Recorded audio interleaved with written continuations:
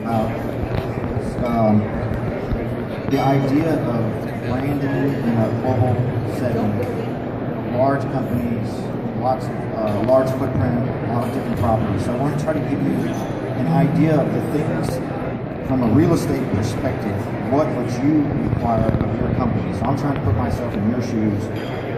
What are the ideas, homework that you need to even establish a project or even establish a budget? Okay? So, what drives our business though is very interesting is mergers and acquisitions. So this is a very interesting stat we looked up the other night. 1.7 trillion in the first half of 2014. So that's driving rebrandings, facility takeovers, spinoffs. This is sort of drives our business too. So it's rebranding, mergers, and spinoffs. Okay. So what I'm going to go through real quick is there's just a few steps here, and I'm going to try to hit on each one and give you a takeaway for each topic.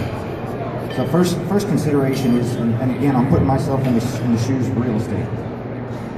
Somebody tells you we're going to rebrand globally. What do you need? So you need some brand guidelines. You need design specs.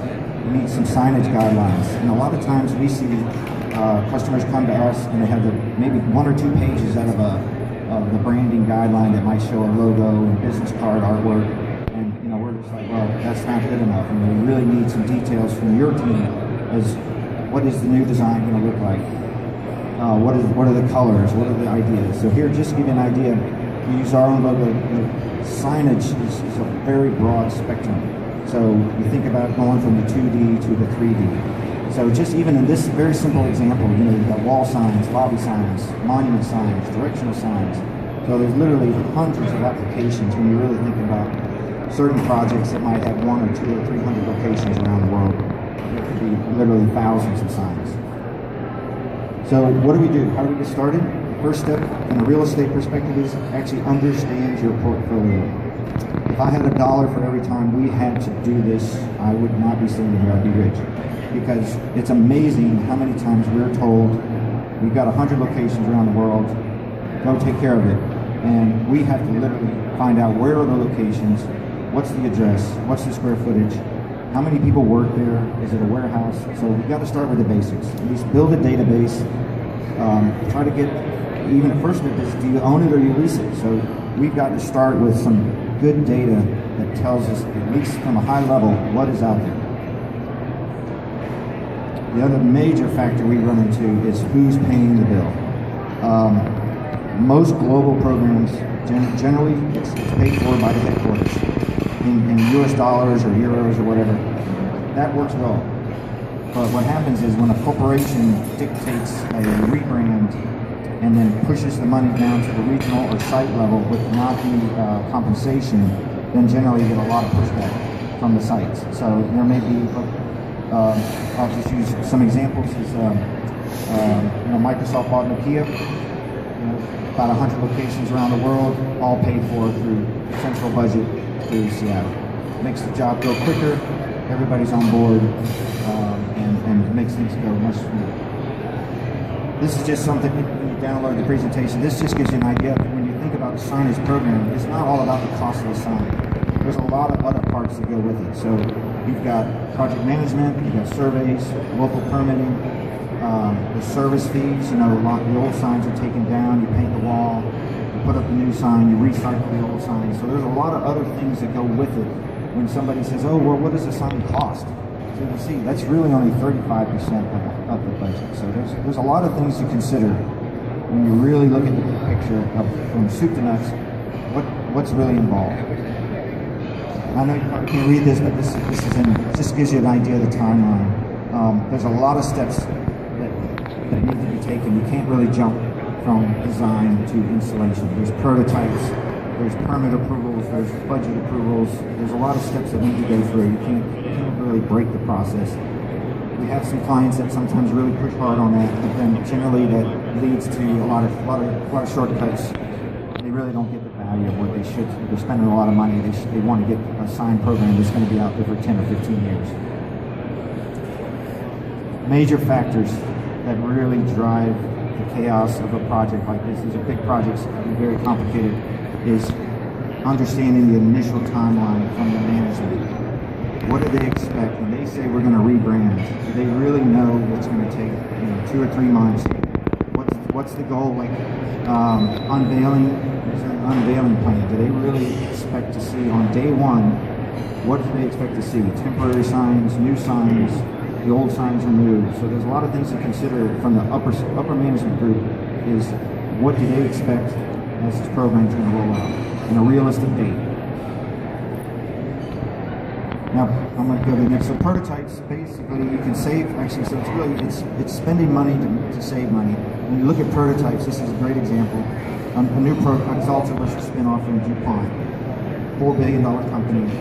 And just this example here, we spent about $200,000 on building prototypes. And every one of those signs, when you look at it from the photo, they say, oh, it looks about the same. But actually, each one of those is built differently. From the very most expensive version, the one all the way in the back is a cheaper version, just a value engineered group. Well, spending $200,000, we eventually got the budget from $4 million to $2.4 million. So there's a lot of ways to spend the money up front, and that will help you implement a program in a smart way, in a more economical way, instead of just hitting it out there and trying to get it done too quickly. You got to do your homework. So the thing about vendors is, really it's about what do the vendors bring to the table. So we want to try to offer full global consistency, brand consistency, communication plan. There's a lot of issues also that go with this. Is not just making the signs. There's safety plans, risk management, currency management, site safety, and your crews go do the installation on the site, whether it's in Vietnam, Hong Kong, Dallas, Texas. You got to have a plan. You got to have the right vendors. You got to have insurance. There's a lot of things that go with having a proper program. And then the other issue is verifying when you're finished. So it's amazing how many clients have gone through a new program and something comes up, they want to do something, they don't even have documentation what's out there. So part of our plan is it's all through a portal. We document what's out there, photographs of every single sign, the dimensions, and when you're ready to do another program, you've got the data. You're not starting from scratch. And it's just amazing how many times we have to just literally reinvent the wheel. So a great example is we just did 500 locations for Duke Energy. They're spinning off one of their divisions or selling one of their divisions. All that data is actually ready to go. Push of a button through the portal. All we have to know is the addresses of the sites, and we would know exactly how many signs are being sold off to the new buyer. So that's a lot of value, but you got to think long term of when is that information going to be needed. But we've been doing this for 20 years. We've had some clients rebrand 3 or 4 times, mergers, spin-offs. I mean, it's incredible how active this global market can be for large Fortune 200, 200, 300. So here's some final slide. It's just a little bit of homework because people always ask me, what does a sign program cost? And like anything, it's all over the board. It's just like buying carpet for $5 a square foot to $50 a square foot.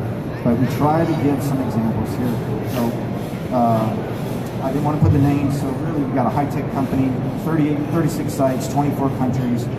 Very, very nice high-end program. Exterior signs, lighted.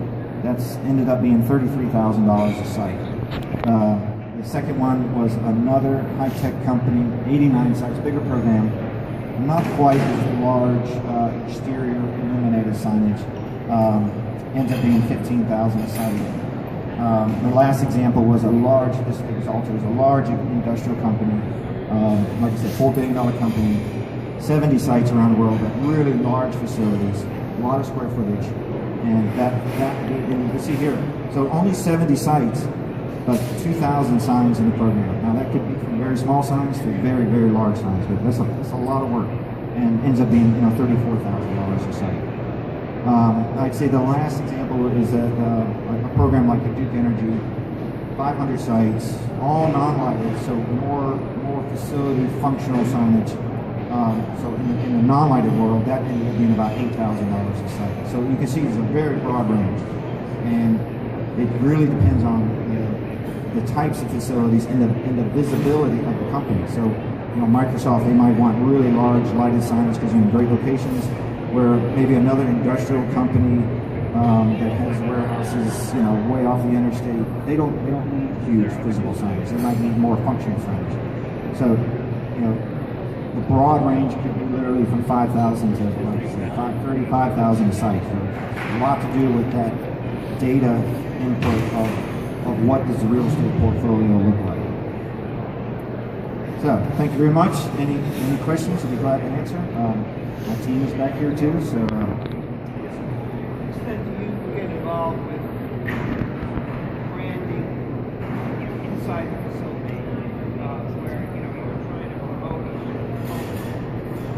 So inside the facility, typically it goes from the front door to the lobby, and then most of our work might extend to conference rooms, or I would say common areas. Where you might have some, like Dell, they do a lot of cool digital graphics, and in the setting of the cafeterias or whatever. So it doesn't necessarily go down to the restrooms and the desk signage. That's usually another niche besides us. But yes, through the lobby, we call it the customer journey. So wherever the customer really goes and sees the global or the branding, and that's where our work will extend. Some programs just might be literally interior only. And those are much lower budget. The exteriors really drives the cost. Any other questions? All right, thank you.